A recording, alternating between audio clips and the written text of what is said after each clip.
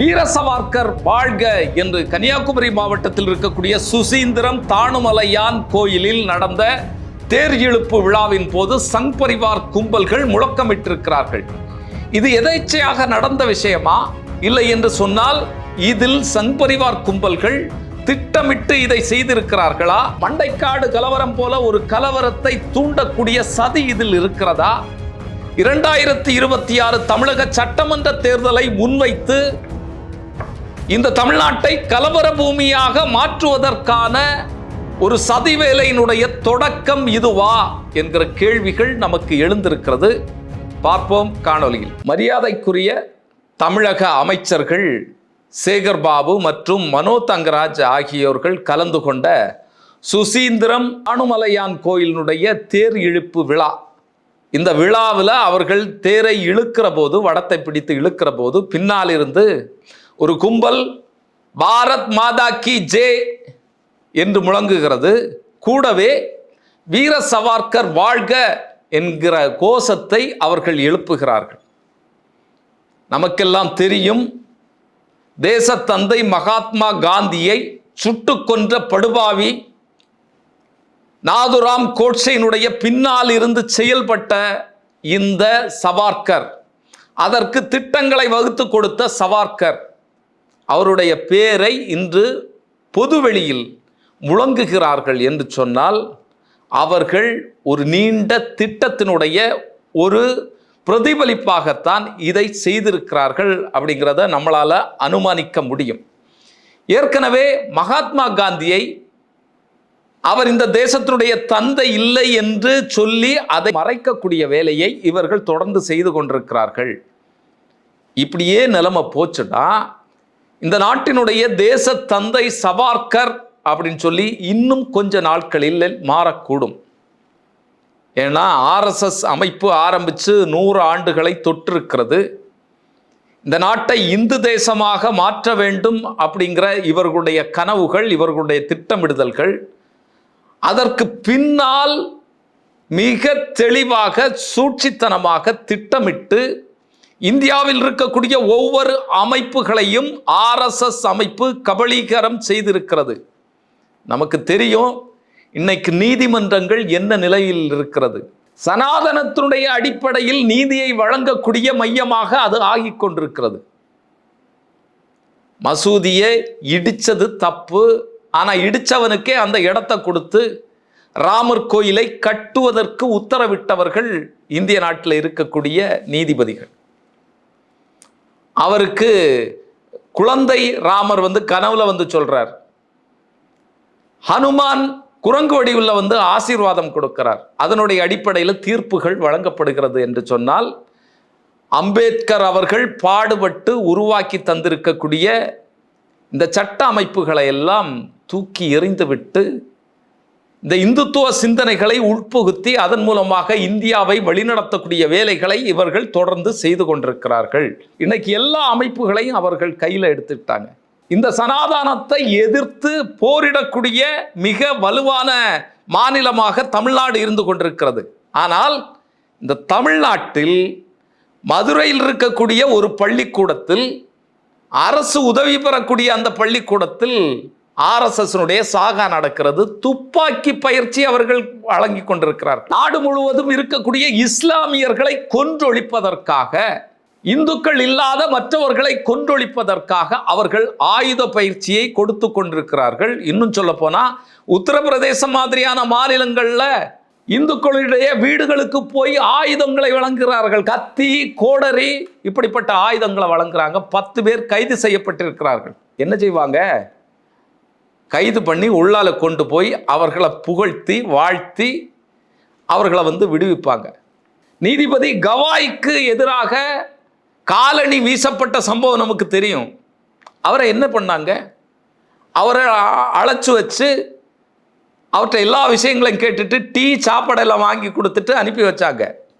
இந்த சனாதன அரசு இதைத்தான் செய்யும். இது தொடர்ந்து நாட்டில் நடைபெற்று கொண்டிருக்கிறது. இப்போ இந்த தாணுமலையான் கோயிலில் எழுப்பி இருக்கக்கூடிய கோஷம், இதனுடைய பிரதிபலிப்பு வேற எதுவுமே கிடையாது. ஏற்கனவே 1982 மண்டைக்காட்டு கலவரம் நடைபெற்றது. அதனுடைய சூத்திரதாரிகள் இவர்கள். 1970 விவேகானந்த கேந்திரம், விவேகானந்த மண்டபம் அப்படின்னு சொல்லி ஒரு மண்டபத்தை கன்னியாகுமரியில் உருவாக்கி, விவேகானந்தா கேந்திரத்தை உருவாக்கி, அங்க இந்த சங் பரிவார் கும்பல்கள் மண்டைக்காடு கலவரத்துக்கான திட்டமிடுதல்களை நடத்தினார்கள். ராமகோபாலன் உட்பட இந்து அமைப்புகளுடைய தலைவர்கள் இருந்து சூழ்ச்சியை செய்து இப்படிப்பட்ட கலவரத்தை ஏற்படுத்தி இன்னைக்கு கன்னியாகுமரி மாவட்டத்தை அவர்களுடைய கரங்களில் எடுத்திருக்கிறார்கள். ஏன்னா கன்னியாகுமரி மாவட்டத்தை பொறுத்த அளவில் காங்கிரஸ், கம்யூனிஸ்ட் கட்சிகள் இவர்களுடைய கரங்கள் தான் ஓங்கி இருந்தது, இவர்கள் தான் செல்வாக்கு பெற்றிருந்தார்கள். ஆனால் இங்கே இருக்கக்கூடிய இந்து கோயில்களை இவர்கள் கைவசம் எடுத்து எடுத்து எடுத்து அங்கே சமய வழிபாடு நடத்துகிறோம், சமய பிரசங்கம் நடத்துகிறோம் அப்படின்னு சொல்லி சின்ன குழந்தைகள் வரைக்கும் அவர்கள் உள்ளால் எடுத்து ஆர்எஸ்எஸ் பயிற்சி கொடுக்குறாங்க, சாகா பயிற்சி கொடுக்குறாங்க.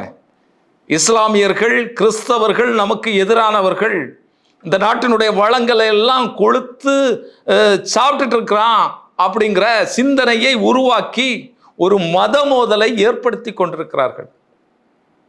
ஆனால் கன்னியாகுமரி மாவட்டத்தினுடைய மக்கள் இதையெல்லாம் எதிர்த்து இன்று அரணாக நின்று கொண்டிருக்கிறார்கள்.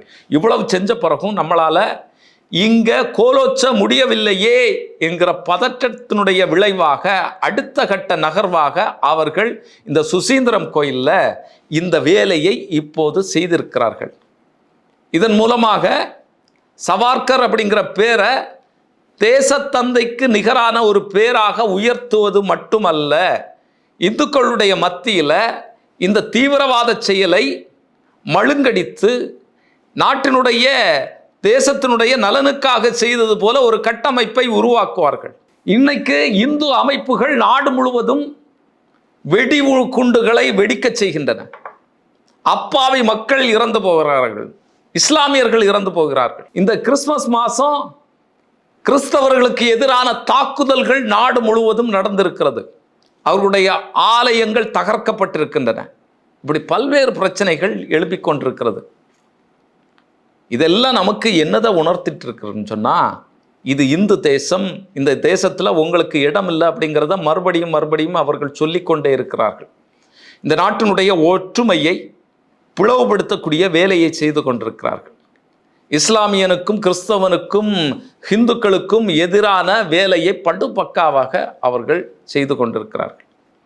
இப்போ சுசீந்திரம் கோயிலை பொறுத்த அளவில் அதனுடைய வரலாறு நமக்கு தெரியும்.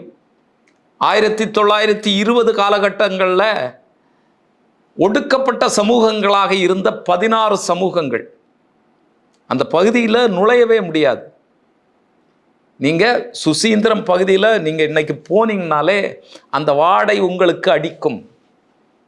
அந்த மாதிரியான அந்த தெருக்களுக்குள்ளால் போனாலே தெரியும், உங்களுடைய காதுகளுக்கும் உங்களுடைய சுவாசத்தில் கூட அந்த மனம் வீசும்.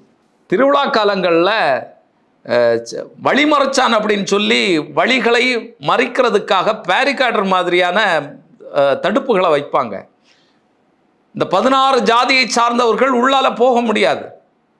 உள்ளால போனா அவர்களை தாக்கி தூக்கி வீசி எறிவார்கள். காவல்துறையினர் வந்து அவர்களை கைது செய்துட்டு போவாங்க. அப்புறமாக அபராதம் விதிப்பாங்க. அந்த அபராதம் புண்ணிய அபராதம் என்று அங்கே இருக்கக்கூடிய பிராமணர்களுக்கு உணவு வழங்கப்படும். இந்த தாழ்த்தப்பட்ட சமூகத்தினர் வந்து உள்ள நுழைஞ்சாங்கல்ல, அந்த இடங்களெல்லாம் கிளீன் பண்ணி சுத்தம் செய்யப்படும், தீட்ட போக்குறதுக்கு. இதற்கு எதிராக காலகாலமாக மக்கள் போராடினார்கள். இந்த வழிமறைச்சானுக்கு எதிராக ஜீவானந்தம், தோழர் ஜீவானந்தம் போன்றவர்கள்லாம் போராடினாங்க.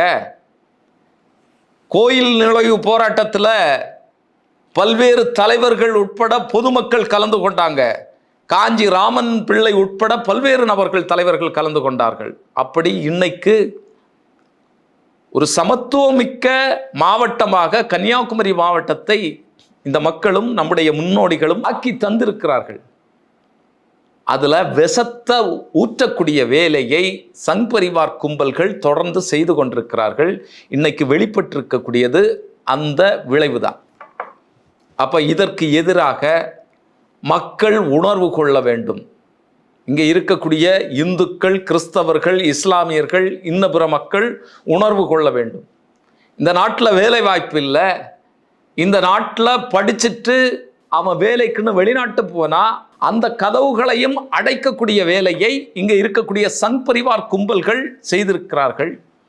அமெரிக்கா RSSகாரர்களுக்கான விசாவை ரத்து செய்ய போகிறது. அவர்களுக்கான கிரீன் கார்டை எல்லாம் இனி நீ இங்கே வராத அப்படின்னு சொல்ல போகிறது. கடுமையான நடவடிக்கைகளை எடுக்க போகிறது. இதன் மூலமாக சாதாரண மக்கள் பாதிக்கப்படுவாங்க, சாதாரண பிராமணர்கள் பாதிக்கப்படுவாங்க, சாதாரண இந்துக்கள், கிறிஸ்தவர்கள் எல்லாருமே பாதிக்கப்படுவாங்க. அப்போ இங்கேயும் உனக்கு வேலை இல்லை, நம்முடைய சொந்தங்கள், நம்முடைய சகோதரர்கள் வெளிநாட்டில் போய் பிழைச்சிக்கலாம் அப்படின்னு சொன்னால் அதற்கான கதவுகளையும் இழுத்து மூடக்கூடிய வேலையை மோடியும் அமித்ஷாவும் அவருடைய சகாக்களும் இங்கே வந்து செஞ்சிட்ருக்கிறாங்க. இந்தியாவினுடைய வளங்களை எல்லாம் கொள்ளையடித்து கொண்டிருக்கிறார்கள். அப்போ இங்கே சாமானிய மக்களுக்கு, சாமானியனுக்கு வாழ முடியாத ஒரு சூழலை தொடர்ந்து இவர்கள் உருவாக்கி கொண்டிருக்கிறார்கள். இங்கே ஏறி போயிருக்கக்கூடிய விலைவாசி, வாழ முடியாத சூழல், இதையெல்லாம் மடைமாற்றுவதற்கு அங்கங்கே கலவரங்களை உருவாக்குவார்கள். இந்தியாவில் இப்போ நினச்சி பாருங்க, இங்கே பத்திரிகை செய்திகளில் என்ன நடந்து கொண்டிருக்கிறது அப்படிங்கிறத விவாதிக்கிறோம். இஸ்லாமியனுக்கு எதிரான தாக்குதல், கிறிஸ்தவனுக்கு எதிரான தாக்குதல், இஸ்லாமியன் கொல்லப்பட்டான், வீடுகள் இடித்து தரைமட்டமாக்கப்பட்டது, உத்தரப்பிரதேசத்தில் வியாபாரம் செய்யக்கூடிய இஸ்லாமியர்கள் தாக்கப்படுகிறார்கள். இப்படிப்பட்ட செய்திகள் தான் அன்றாடம் வந்துட்டு இருக்கு. இதை தான் நம்ம விவாதிச்சுட்டு இருக்கிறோம். SIR, இங்கே இருக்கக்கூடிய வேலைவாய்ப்புகள் என்ன, இந்தியாவினுடைய வளர்ச்சி என்ன, பொருளாதாரம் என்ன, இந்தியாவினுடைய நாணய மதிப்பு என்ன அப்படிங்கிறத விவாதிக்கிறதுக்கு இன்னைக்கு நேரம் இல்லை. இப்படி பரபரப்பாகவே வச்சிட்டு இருக்கிறாங்க. இதுதான் மோடியினுடைய திட்டம், அமித்ஷாவினுடைய திட்டம், RSSனுடைய திட்டம். இந்த திட்டங்களுக்கு இந்திய மக்கள் பலியாக கூடாது. பார்ப்போம், வரக்கூடிய நாட்களில் இந்திய மக்கள் உணர்வு கொள்கிறார்களா, தமிழக மக்கள் என்ன இதை பற்றி நினைக்கிறார்கள், சங் பரிவார் கும்பல்களை அடித்து விரட்டக்கூடிய வேலையை தமிழக மக்கள் செய்கிறார்களா? தொடர்ந்து பார்ப்போம். இன்னொரு காணொலியில் சந்திக்கும் வரை நன்றி, வணக்கம்.